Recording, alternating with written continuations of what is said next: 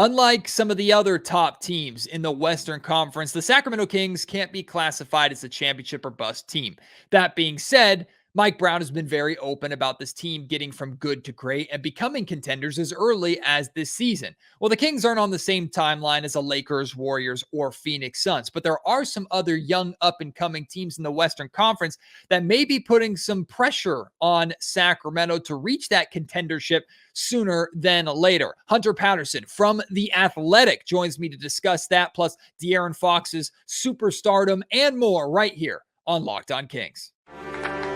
You are Locked On Kings, your daily Sacramento Kings podcast, part of the Locked On Podcast Network, your team every day.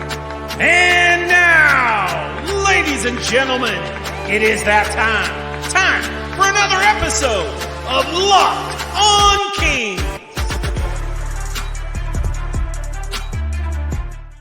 Hello and welcome into Locked On Kings, your podcast hub for Sacramento Kings coverage all season long. Today's episode is brought to you by FanDuel. Make every moment more. Right now, new customers get $150 in bonus bets with any winning $5 moneyline bet. That's $150 if your team wins. Visit FanDuel.com/lockedon to get started. My name is Matt George. I have the privilege of being your host here. I'm a Sacramento sports anchor and reporter for ABC 10 News. And for the second straight episode, we have a first-time guest here on Locked On Kings. Hunter Patterson from The Athletic mainly covers the Sacramento Kings now and has been doing so for the last couple of years, but has been covering hoops for a while, is one of, just in my opinion, the best athletic writers that are out there for NBA basketball. He does an excellent job covering Sacramento, so make sure that you're getting an Athletic subscription. You're checking out his work, following him on social media too.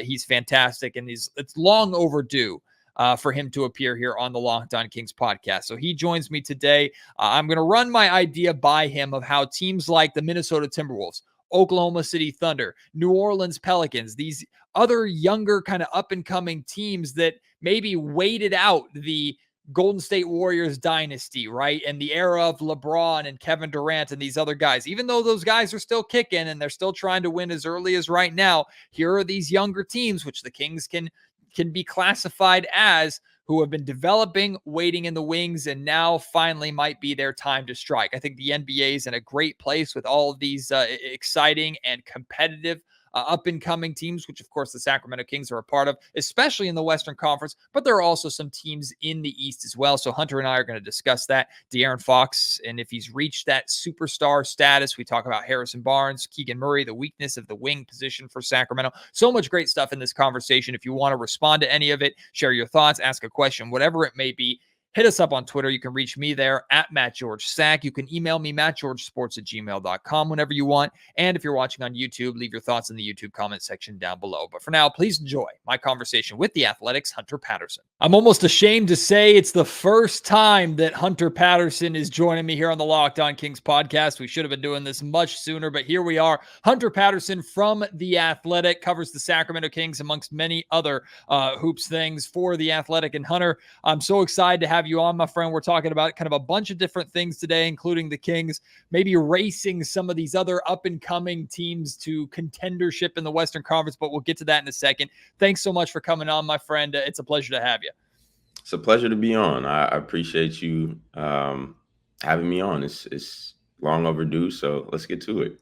Well, so you've been covering the Sacramento Kings here over the past couple of seasons. So, but I know you're very aware of the playoff drought until last season that was finally broken, and now we're starting to be in a position as Sacramento Kings followers and media members and fans, where it's like, oh, this is how normal fan bases feel. It's not just making the playoffs anymore; it's getting better, and it's trying to become a contender, trying to win an NBA championship. For so many years, we were just content with, hey, just be there. Now, Kings fans are starting to want more a little bit, which is awesome. So I understand any patience that Kings fans might have and impatience that Kings fans might have, but I'm wondering if there's a little more impatience for the Sacramento Kings situation because they're not the only up-and-coming team that's knocking on the door of contendership, Hunter. If you look at the Western Conference, the top two teams right now are the Minnesota Timberwolves and the Oklahoma City Thunder, two teams that were below the Sacramento Kings last year, who are on the younger side.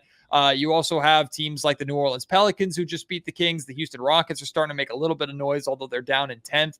But it seems like so many teams have been waiting for the LeBron, Steph, KD era to finally kind of die out before they pounce. Right. And now the Kings are amongst those pouncers. I'm just wondering, do you think the Sacramento Kings should be or feel like they have to race these other young teams to contendership, or are they okay kind of taking their time and maybe being a first round exit for a couple of years before they start to figure it out?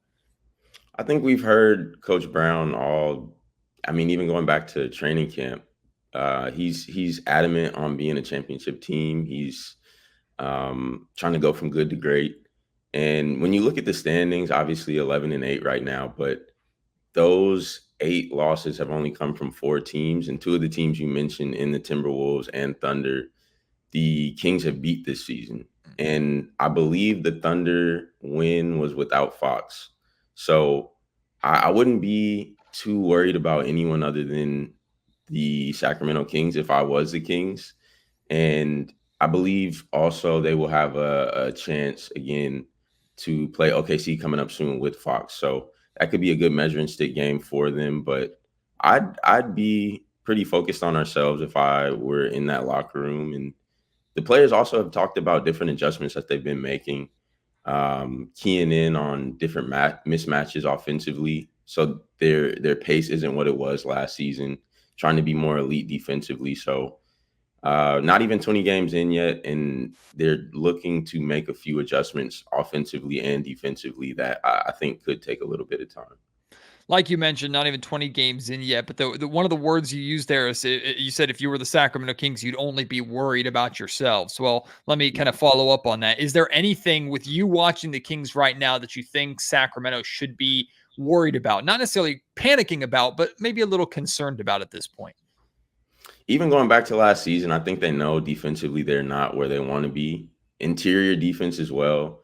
I think that's an area that JaVale is helping with off the bench, but they definitely need to shore it up a little bit.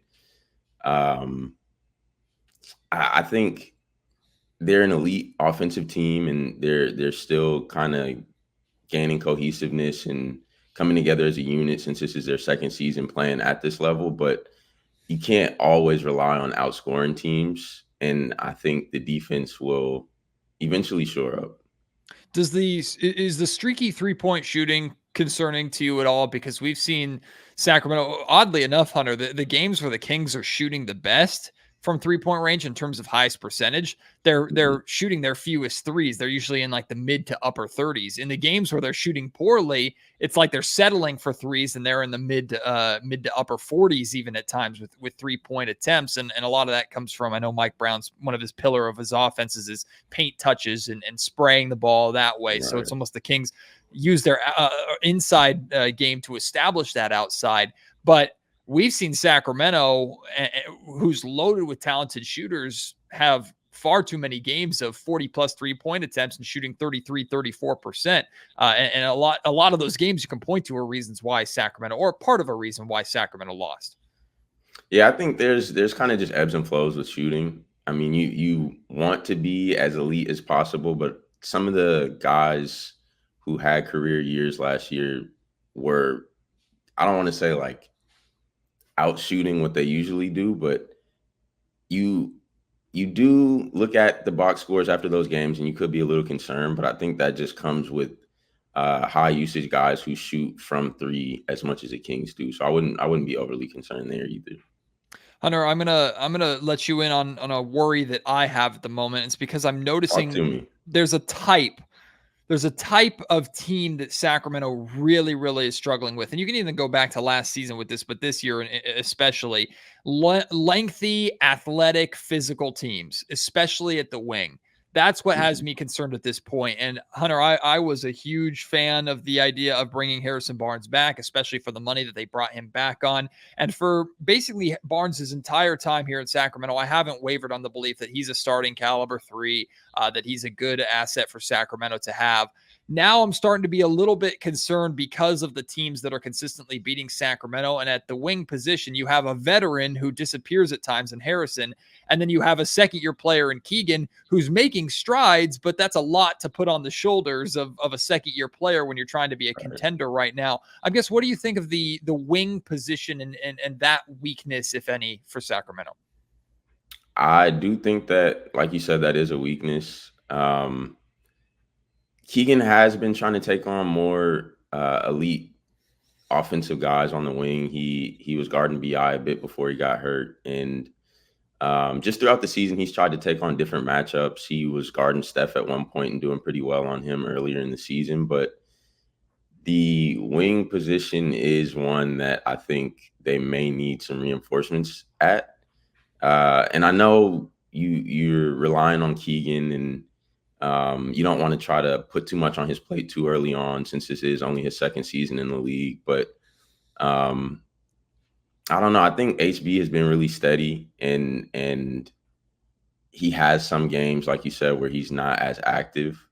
But I don't know if HB is there solely for his production on the court. He seems to be a really just calming presence in the locker room. He's a veteran guy. He's been through a lot in the league, and I think he's offering more than just what he brings on the court. But again, I do agree that he's maybe not the long-term solution here.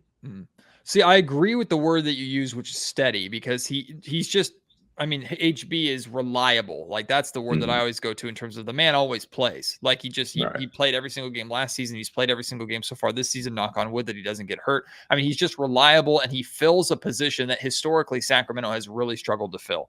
So in that sense, I appreciate what he brings and like what he brings. I'm just questioning, and again, maybe this is the overreaction to Sacramento getting used to a team being in the playoffs and trying to improve upon that. But I'm questioning his disappearances in big games or times where he struggles. We saw in the playoffs, and I know he already had that reputation going into the playoffs. I'm not even harping on that as much as, like, here's a big game, essentially a game 7 in the in-season tournament against the New Orleans Pelicans the other night. And he plays 30 and a half minutes or like 33 minutes or something like that, has just 4 points, takes only 3 or 4 shots, is tasked with guarding Zion, which is incredibly difficult, but doesn't really make too much of an impact. And that's another big game. I'm just curious, I'm wondering if the Kings are in a place where they can survive that right now, or if they just have to accept that that's what it is while Keegan develops and just try and do the best they can with Fox and Monk and Sabonis carrying them. I think a lot of the younger guys have tried to step things up defensively, and I don't know if that's necessarily to compensate for what HB may not be bringing, but I think it can help.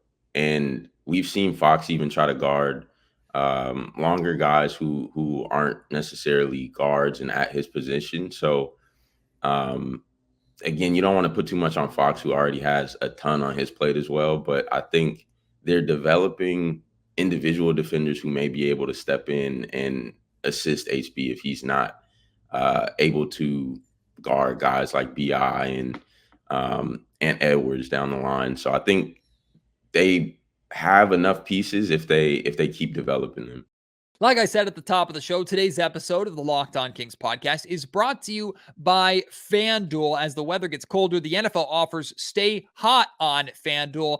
Right now, new customers get $150 in bonus bets with any winning $5 moneyline bet. That's $150 if your team wins. So pick a team that's a heavy favorite, put $5 down. When you win, that's 150 bonus bucks that you get for free that you can use on spreads, player props, over-unders, and more. In fact, I have a good bet for you. It's Sacramento Kings centric that you can use a chunk of that 150 bonus bucks. Malik Monk has the 4th best odds right now to win 6th man of the year. He's a plus 650 behind Tim Hardaway Jr., Austin Reeves, Emmanuel Quickly. I love that bet from the idea that if Malik Monk keeps playing the way that he's playing, and especially with how impactful he is, not just statistically, but with winning games and the fact that he is more than capable of being a 20-point scorer on a semi-regular basis, I think Malik has a very, very, very good chance of winning the 6th Man of the Year as Sacramento continues to grow into hopefully a contending team. Well, there's money. There's a way that you can use that $150. If you've been thinking about joining FanDuel, there's no better time to get in on the action than right now. Visit FanDuel.com/lockedon. Kick off the NFL season with FanDuel, official partner of the NFL. How impressed have you been with Kevin Huerter? Because he went through it. I mean, from the playoffs last year and the struggles, even to start this season, the preseason, where it looked like there was like people were questioning whether or not he'd lose his starting job. Right. And not only has he gotten back to shooting the ball well, I mean, he's rebounding, he's defending at a high level. I've been very impressed with what Mike has been able to get out of Kevin. I'm curious your thoughts on him. Yeah, shouts out to him and his mental toughness, because I don't know how many people would have been able to handle being benched during the preseason, which again is preseason. Mike said it wouldn't be long term.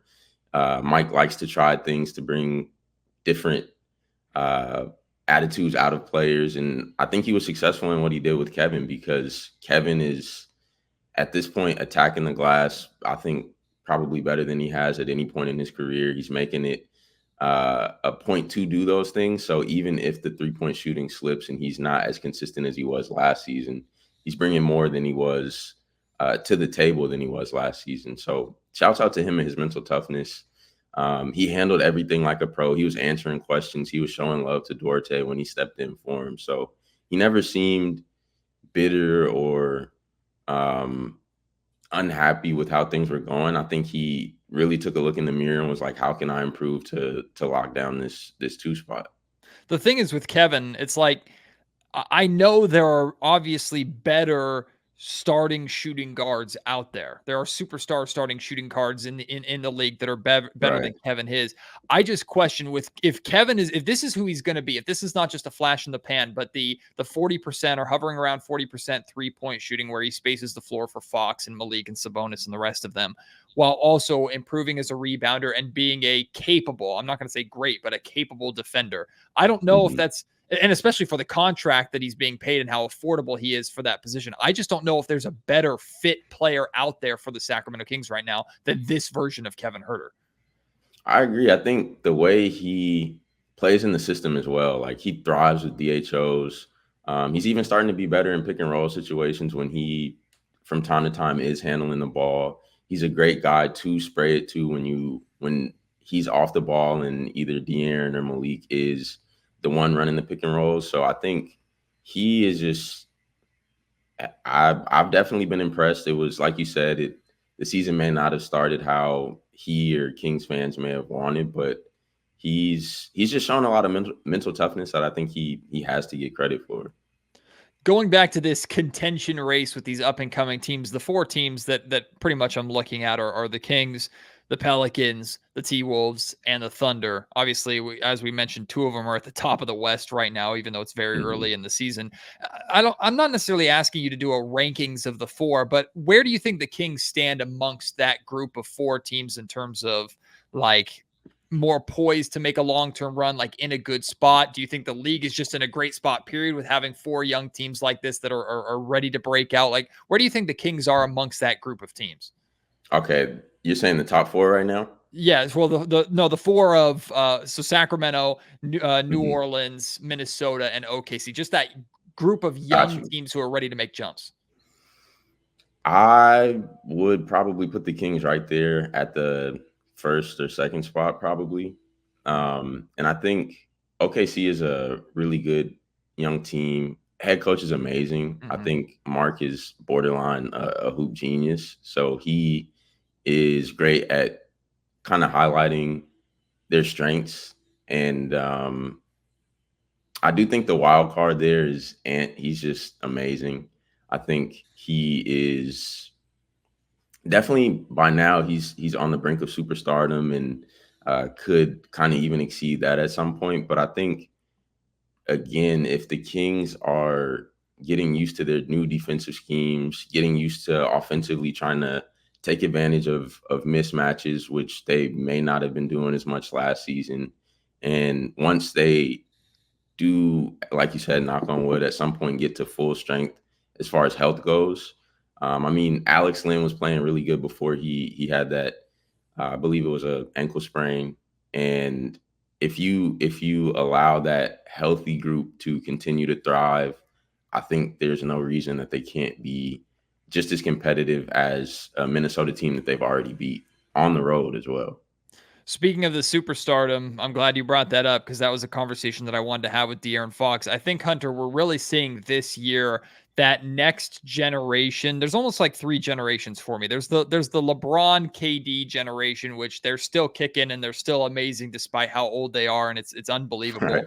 There's that kind of Giannis generation, which is they're at the top right now. And I'd probably put like Luka in that conversation, even though Luka's still a little on the younger side.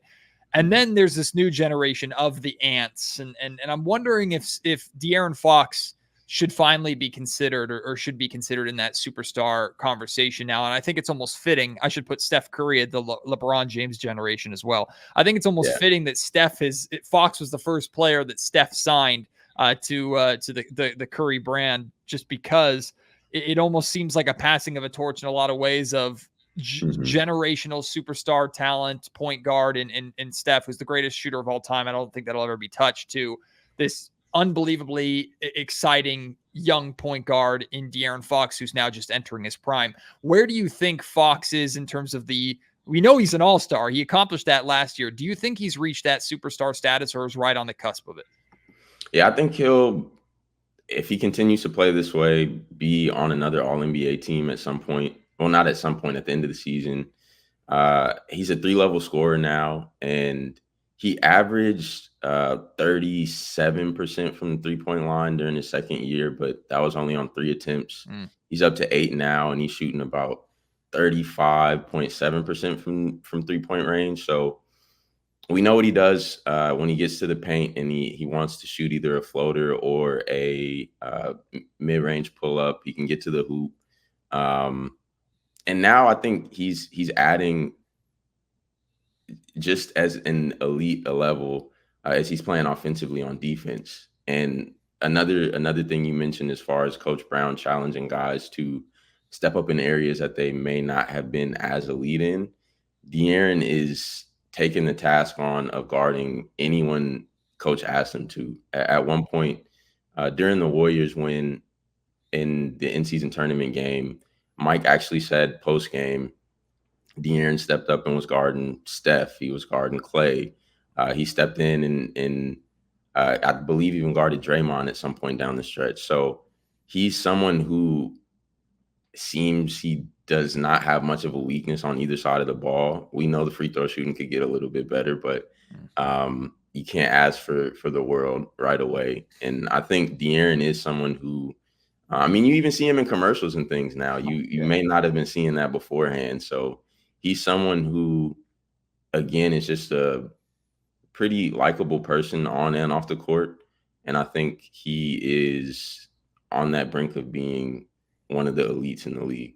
Today's episode of the Locked On Kings podcast is also brought to you by PrizePicks. PrizePicks is the largest daily fantasy sports platform in North America, and it's my favorite way to play daily fantasy sports. The way it works, instead of battling against thousands of players, including those pros and sharks out there, you just pick more or less on 2 to 6 players than the PrizePicks projections. And they have so many different projections for you. With basketball season here and the NFL going on right now, you can pick combo projections across football and basketball on a Thursday, Sunday, or Monday in their specials league. For example, you could have LeBron James plus Travis Kelce at 10.5 combo of 3-pointers made and total receptions. There's so many unique and fun ways to play on PrizePicks, and they even offer an incredible reboot policy so that your entries stay in play even if one of your players gets injured. For football and basketball games, if you have a player who exits the game in the first half and does not return to the second that player is rebooted. PrizePicks is the only daily fantasy sports platform with an injury insurance policy. They're not trying to cheat you because a player happens to go down with injury. They want you to stick around and play and have fun and play fairly. Go to prizepicks.com/lockedonnba and use code LOCKEDONNBA for a first deposit match up to $100. That's prizepicks.com/LockedOnNBA to take advantage of that deal. PrizePicks is daily fantasy sports made easy. Remind me before we wrap up, I want to get back to it too, because I have a question about like the work rate that's being put on the Kings stars on the defensive end and really this Kings team in general, and if that's affecting conditioning at all. I'll get back to that in a second. But going to Fox's 3-point shooting, like it's not just that the attempts are up, it's the confidence that he has in that shot. Even though he's shooting 35%, he's shooting at like a 41-42%, or at least the confidence looks like that of a 41-42% 3-point shooter. And a good example of that, I think it was against the Pelicans or it was against the Nuggets. It was recently. It might have been in the win against Denver, where the Kings got a steal while their opponents, I think it was Denver, while Denver was getting out in transition. And instead of Fox has like a one-on-one opportunity and attacking the rim. Fox is unstoppable one-on-one, but he just stops, pulls up, no hesitation with a wing three, and it ended up being a big dagger three that helped Sacramento secure that win. Like, to me, that speaks more volumes to his development as a shooter than his 3-point shooting percentage does or his attempts do. The fact that he can, with confidence, step into that shot in a moment where you don't have to have it, but he feels confident in it and he can drain it in that moment. That to me is a big difference for him. I think so too. He's just, you can tell he's confident in that. And there were times last year where he would probably take people off the dribble, and this time he's either like snatching and bringing the ball back or stepping back and keeping his defenders honest, because you can't really sag off him like you may have in the past. And he's really using that to his advantage to be able to punish defenders. All right, let me get to this conditioning thing that I had in mind, because like you said earlier, Fox is being asked, and Mike Brown said that Fox was like, he should go in the Webster's dictionary as a definition of a two-way player, with how he's playing on the defensive end. And then, of course, the offensive upside, averaging 30 points per game amongst the top shooters in the league. Fox is being asked to guard the best player consistently. And he pointed out last year, the best guards aren't guarding him at the end of the game, but he's guarding them typically. And then you have Domantas Sabonis, who this advanced metric came upon my timeline the other day. Domantas Sabonis is covering the most defensive miles per game and is amongst the top of average speed on defense. So he's working faster and working longer on the defensive end than any other center in the league, while also being asked to be the foundation of their offense with the dribble handoffs and the pick and roll game that he plays. And those are the two top stars, not to mention how much Kevin Huerter runs off the ball. Keegan Murray's being asked to do more on defense. Harrison Barnes is in his 30s and is still playing 35 minutes a night on a track race team. Like, I'm not questioning if the Kings didn't do a good enough job of getting this team conditioned at the start of the season, but it's almost like maybe they have to go through 45, 50 games of a regular season playing like this to get used to playing this way. And hopefully we'll see the numbers kind of balance out once they get into that, I guess, rhythm or flow. It could definitely take a little bit of getting used to. And again, like we mentioned a few times on the pod already, like we're only 19 games into the season for them. And it may not be intuitive for them to be as active as they are offensively and defensively now. So it probably will take some getting used to, but Fox is up to roughly 37 minutes a game, and he doesn't look too tired too often. I think he's got all the energy he needs out there. But when you are, like you said, it's a DHO heavy offense. They're coming off a lot of DHOs. There's plenty of options in those situations, and I think that could potentially drain them of energy. But I don't think that's much of a problem for them. I think if you ask them, if you ask Mike, that's what they're trained to do. So I think they'll be fine with the conditioning. Final thing for you, Hunter.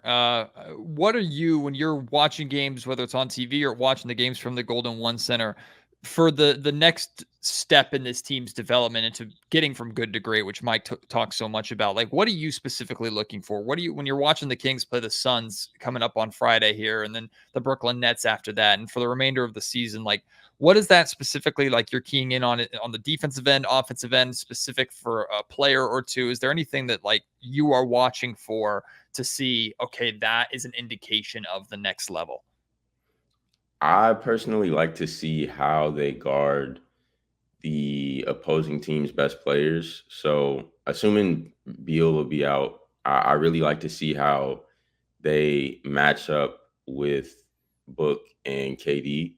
So, even if it's not always a Fox or Murray on those guys, when someone is switched onto them who the offense is probably seeking for a switch, I like to see how guys who maybe shouldn't even be on Book and KD in those situations guard them.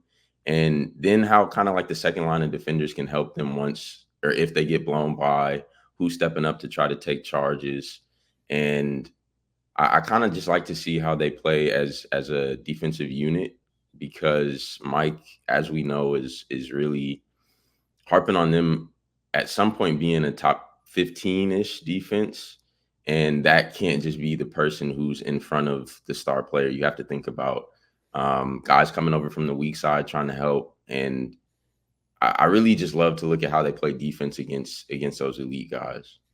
All right, Hunter, where, what pieces, if any, are you working on right now, and where can everybody find the work that you do on The Athletic? So I, as of now, will probably have something coming in the next few days just about these games. And I've thought a little bit about something on Malik, but we'll see if that comes to fruition. But I am, like you said, with The Athletic, my author page is there. It's in my bio on Twitter. So, yeah, I'll probably have something coming within the next week or so. Check out Hunter's work. Hunter's awesome with the coverage that he provides on The Athletic. And I'm going to have you back on in the near future, too, because I'd love to have a conversation with you about Malik. We didn't really even touch on it today, and I was talking about it with Alan Stiles yesterday. But I think Malik is playing at a level where he's forcing the Kings into a position where they can't afford to lose him. And I'd love to have a conversation with that a little further down the road, Hunter, if you'd be willing to come back. I'd be glad to. I'd love to come back and talk shop. So, all right, man. Let's make it happen. Hunter, thank you so much, brother. I appreciate you coming on. Keep up the great work, and we'll talk soon. Likewise. I appreciate you. See you soon. Shout out again to Hunter for taking the time here on Locked On Kings. I hope you enjoyed that conversation that we had, some of the points that he brought up, and of course, check out his work on The Athletic. Look forward to having him back on to have that Malik Monk conversation amongst many more basketball and Kings related conversations. I hope you've enjoyed these last couple of podcasts with a couple different new guests here on Locked On Kings. And of course, we're waiting for Sacramento return to action, which is happening in Phoenix tomorrow, Friday night. We'll have a post-game podcast after that as usual. So I hope you will join me for that post-game episode. Until then, my name is Matt George. You have been listening to the Locked On Kings podcast, part of the Locked On Podcast Network.